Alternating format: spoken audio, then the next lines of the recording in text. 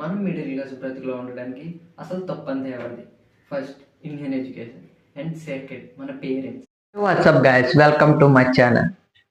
మన అమ్మ నాన్న నమ్మేది ఏంటంటే ఒక మిడిల్ క్లాస్ వాడు మిడిల్ క్లాస్ నుండి బయటపడడానికి ఒకే ఒక సొల్యూషన్ ఎడ్యుకేషన్.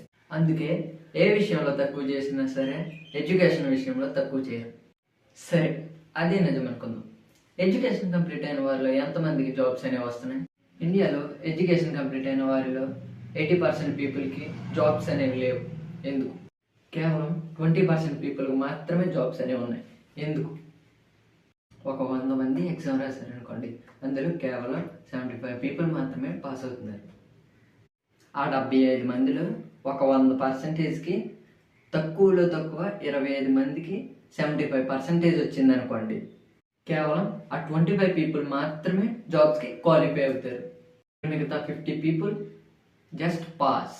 100 మంది ఎగ్జామ్ రాస్తే అందులో తక్కువలో తక్కువైన 50% పీపుల్కి జాబ్స్ అనేవి ఉండాలి, కానీ లేవు. ఎందుకు? ఎందుకంటే ఎడ్యుకేషన్ అనేది ఒక బిజినెస్. అసలు ఈ తప్పు అంతా ఎవరిది?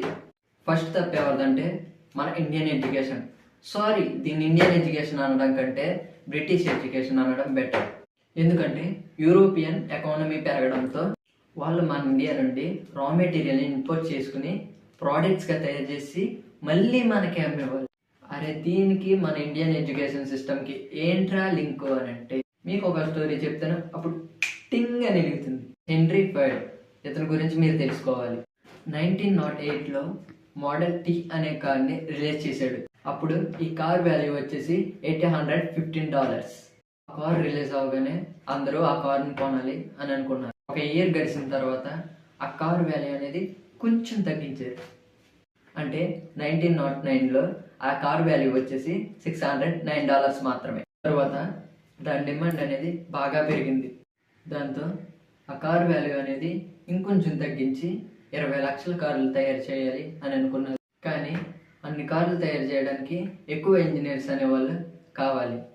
అప్పటి కాలంలో టెక్నాలజీ అనేది అంతగా లేదు కాబట్టి ఒక కారుని తయారు చేయడానికి 4 నుంచి 5 ఇంజనీర్లు కావాలి.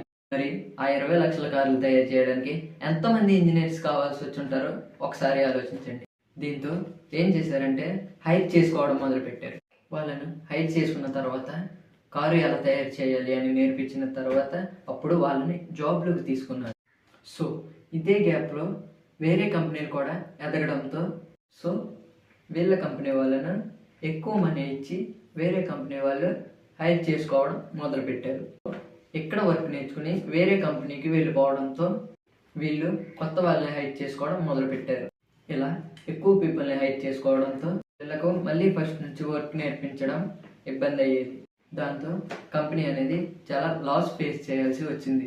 దీనికి పర్మనెంట్ సొల్యూషన్ వెతకాలని చెప్పి అన్ని కంపెనీ వాళ్ళు కూర్చుని ఒక మీటింగ్ని ఏర్పాటు చేసుకున్నారు. ఆ మీటింగ్ ఫైనల్ పాయింట్ ఏంటంటే ఒక ఎడ్యుకేషన్ సిస్టమ్ని ఏర్పాటు చేసుకోవడం. ఆ ఎడ్యుకేషన్ సిస్టమ్ ఎలా ఉండాలంటే ఎక్కువ క్రియేటివ్గా ఉండకూడదు, డైరెక్ట్ జాబ్కి ప్రిపేర్ చేయాలి.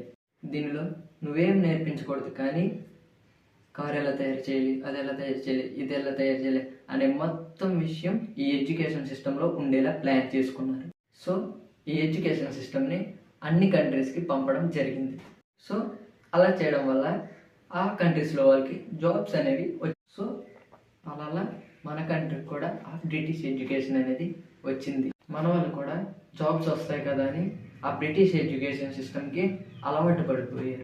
అరే, ఇన్ని చెప్పాం, మన ఇండియన్ ఎడ్యుకేషన్ సిస్టమ్ ఏంట్రా అంటే చెట్టు కింద కూర్చుని వేదాలు, పురాణాలు, ఇతిహాసాలు, ఆయుర్వేదం, ఇది మన ఇండియన్ ఎడ్యుకేషన్ సిస్టమ్.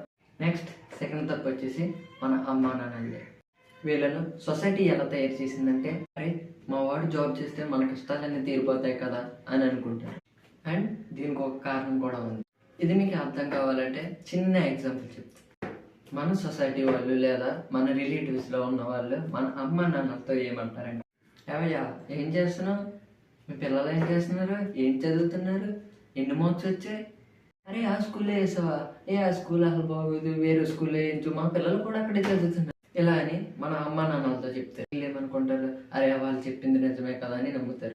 దీనివల్ల ఏమవుతుందంటే వీళ్ళు పిల్లలపై ఎక్కువ ప్రెజర్ అనేది పెడతారు. ఇలా చేయడం వల్ల పిల్లలు వాళ్ళ కాన్ఫిడెన్స్ లెవెల్స్ అనేది కోల్పోతారు. ఎలా అంటే, నాన్న నేను ఒక బిజినెస్ పెడదాం అనుకుంటున్నాను. "ఆ, చాలు చాలు, మనకు ఆ బిజినెస్ అది సూట్ అవుతుంది, ఏవో అది ఇది అని మన మైండ్ డైవర్ట్ చేయడానికి చూస్తారు. సరే పట్టుబట్టి బిజినెస్ చేస్తా అని అంటే, సరే నీకు నచ్చింది నువ్వు చేసుకో మన దీంతో మనం బిజినెస్లో దిగుదామని అనుకుంటే, అప్పుడు మన ఇన్నర్ ఫీలింగ్ ఎలా ఉంటుందంటే, అరే నాన్న చెప్పాడు, అసలు మనకు బిజినెస్ వర్కౌట్ అవుతుందా, మనం చేయగలమా అని మన కాన్ఫిడెంట్ని మనమే కోల్పోతాం.